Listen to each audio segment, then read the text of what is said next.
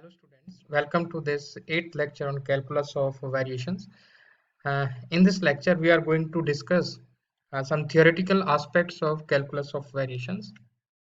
You can see the first thing here, uh, the variation of functional. What is the meaning of variation of a functional? Then we are discussing certain properties of variation, and third is the sufficient condition for the existence of extremum. So what is the variation of a functional? A functional generally is given by functional is given by this type of situation. Suppose you have I of y equal to integral from a to b f of x y dash dx, and here this f is this thing. Now, variation of a functional is evaluated using this function y, which is function of functions again. So suppose we have f here like this. It may be considered as a functional for a fixed x depends upon continuously differentiable function yx and its a derivative. Means here fixed x means we are not changing anything in x, but this yx changes by certain amount like this, means yx changes by this, so it is again a function. The change in yx is given by this. In the same manner as yx changes, you can also say that y dash x also changes, and y dash x changes to y dash x plus epsilon eta dash x, as I already mentioned in the earlier lectures that we take change in this manner. Now this factor, this value delta f equal to f of this thing and f of this thing, this is called the variation here. Now you can see here x is fixed in both the situations, and we are having variation in y and variation in y dash. Now for this part here we can apply, the Taylor series, and according to Taylor series, whenever we have a function in this form, that f of x plus h and y plus small k, then expansion is given by curly f over curly x h, then k curly f over curly y plus h square curly square f over curly x square by 2 factorial, then k square by 2 factorial curly square f over curly y square plus 1 by 2 factorial 2hk curly f curly square f curly x curly y, and so on and so forth. Similarly, we have the terms of the cube and etc. So these are the non-linear terms. So we are not writing all these terms. We will be writing here only these terms.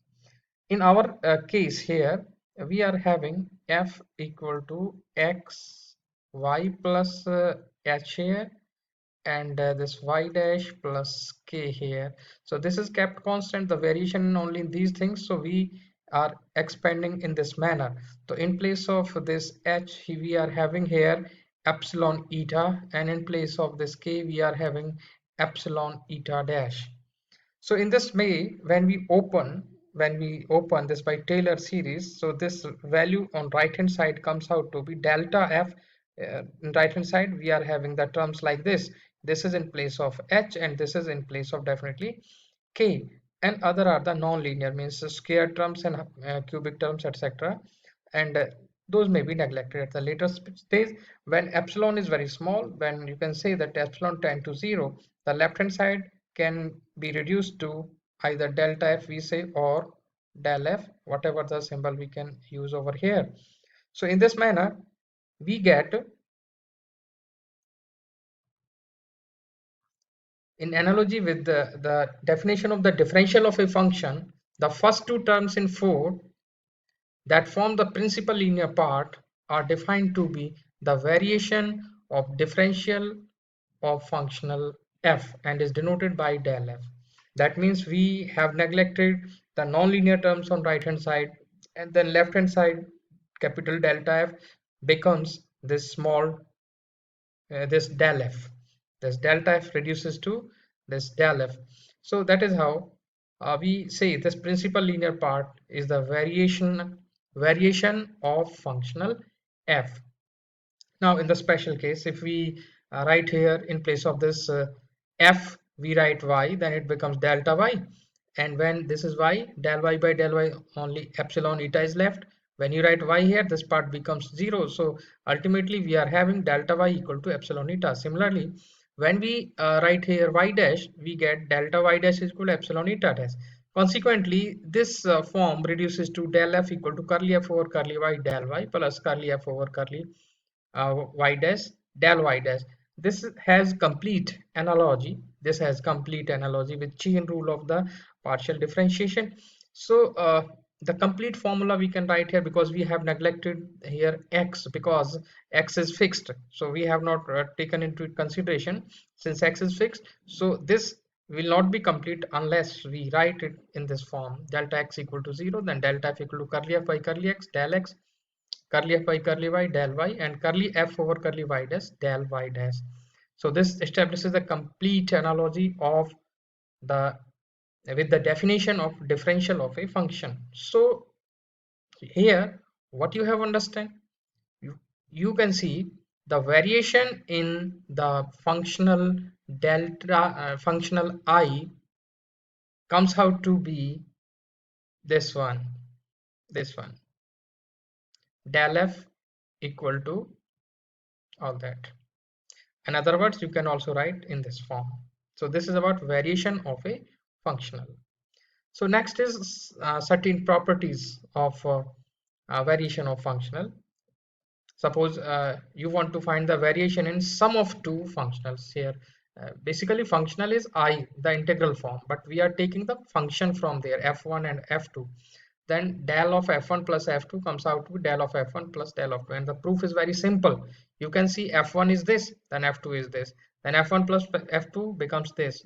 Now if you find the variation, means you have to bring certain changes in value of y and subsequently in the value of y dash. So this f1 plus f2 variation in this become del f equal to, you are writing here y plus epsilon eta y dash plus epsilon eta dash. Similarly in f2, then minus of f1 xy y dash, and similarly here plus f2 xy y dash will be there.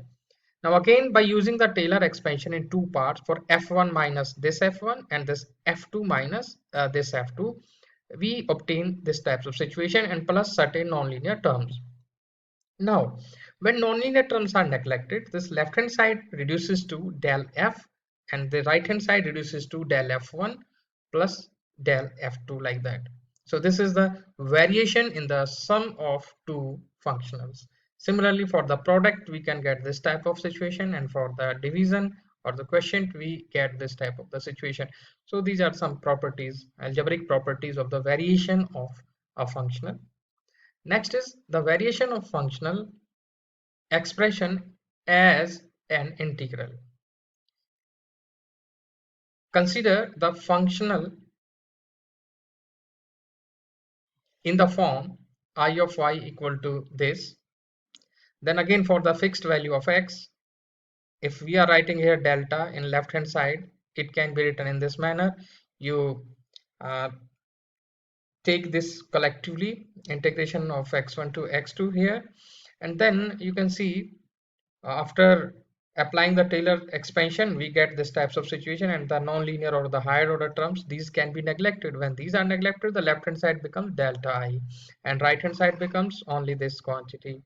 So now delta of I equal to this. Now if you look at this situation, what it becomes? It becomes delta of this, and this right hand side means this thing, because we have already established this quantity is equal to delta f. So here you can see when delta is outside the integral, it comes inside the integral. So variation and integral are commutative between these given limits. So this is another property and very important property. Next we come to the sufficient condition for the existence of extremum. So you can see if we have this functional I given in this manner, this is not ax, this is dx here, this is dx, then this is stationary. This functional is stationary. Stationary means it will have extremum if delta I equal to 0 for every permissible variation delta y in y. So if we prove it, this is a sufficient condition for the existence of extremum of this given functional. What we do by definition of variation, we have delta equal to delta of this. Now as we have established in the last result, that delta can be taken inside. When it is inside, then value of this delta f comes out to be this one, delta f, because delta f is this one. So you substitute this value over here in right hand side in the integral, and you separate the integral. The first integral becomes this part and the second this part. Right. Now, what we do, we take the integration by part, integrating by parts the second term, and then it gives us this type of expression. This expression we have already discussed in the earlier lectures. Now here you see, if we consider that delta I equal to 0, if we consider that delta equal to 0, then what happens? This right hand side is 0. That means the whole thing, this whole quantity comes out to be 0. This implies here either this is 0 or this is 0. When this is 0, this is the Euler equation. But if boundary conditions are not given, this must also be equal to 0. So this gives you the natural boundary condition. The Euler, if f satisfies the Euler equation and the natural boundary condition, then definitely it is going to have extremum. Therefore, what had happened? The sufficient condition for existence of extremum comes out. And how it comes out? When you have considered delta I equal to 0.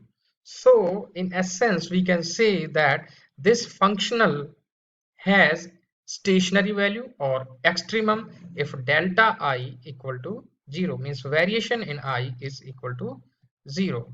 So you can say this is the sufficient condition for existence of extremum is delta I. This completes this result. So using that property, we are going to find the solution of one numerical problem here, and determine, example is here, determine the stationary function yx for this problem where delta of the whole this thing is I, the integral, and the condition is given, but one of the boundary condition that y of 0 equal to 1.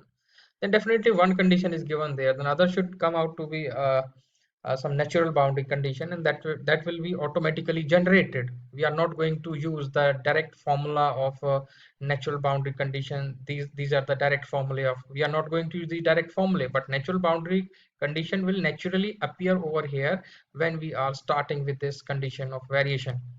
So you see, by definition of variation, delta of I is this. You can take this delta inside the integral. When you are taking inside the integral, delta of this whole quantity plus delta of this. Now, don't confuse this delta with the differentiation, but it is a variation. But the operation is like differentiation on the variable things, but on the constant thing, it is not like that. Here, when you are applying delta on y dash square, that gives you twice y dash delta of y dash, means operation is like a differential. Similarly here, now it is constant, y of 1 is something constant, so anybody can think that it must be 0, but the operation is not like a differential, so it is a variation. So variation means twice of this y of 1, and delta of y1 means variation in y1. So it will be written like this. So this is the point to be noted in this case. Now further, this 2y dash delta y dash, here y dash means, I tell you, uh, here you can see this y dash means this part means delta of dy by dx, and this can be written as this delta, and this d by dx is commutative.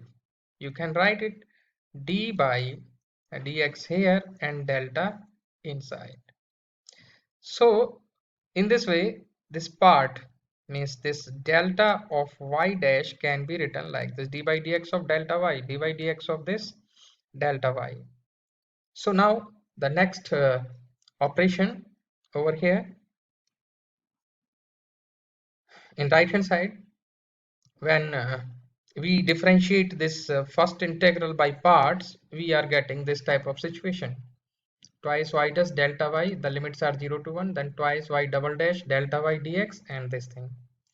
Now when we put upper limit and lower limit, we get this situation: minus twice of y double dash plus twice of this thing here. Y at 0 is 1, it is given, and delta y of 0 is equal to 0 because this is a constant quantity here. So delta y of 0, delta of 1 means this is 0. So this whole thing gives this part as 0. This part is 0. And consequently, what we are left with? We are left with twice of delta y1. Delta y1 will be common, and we are left with y dash 1 plus y of 1 minus twice of this. Now here, this minus this equal to 0. Since here this delta y1 is arbitrary thing and this delta y is again arbitrary, then these can be chosen in such a way that the coefficient comes out to be 0. This coefficient comes out to be 0 here, and here this coefficient y double dash should be 0. Now this is basically the natural boundary condition without utilizing the direct formula. However, if you apply the direct formula, again you will get this quantity. So now here we are already having two boundary conditions. One boundary condition is given in the statement, that is y at 0 is 1, and the second condition is this. First is this, second is this. Now if we solve this equation, we get this solution. This is a straight line, but the values of a and b can be obtained by utilizing these two boundary conditions. This is boundary condition and this is boundary condition. When we apply these boundary conditions, the solution of the problem comes out to be y at 0 is 1, so we get b equal to 1 here. Then again by using equation number 48 here, so the second condition, so a comes out to be minus 1 by 2. When we substitute value of a and b in this equation here, so the solution of this problem comes out to be y equal to minus 1 by 2x plus 1. So in this way, whenever you just try to understand, whenever you are given the statement of a problem in this form, the delta is given, then you will apply the condition of axiom, that is delta of y equal to 0, and because of that you can obtain the natural boundary condition as well as the solution of the problem, the final solution of the problem. So this is it about this lecture. Thank you.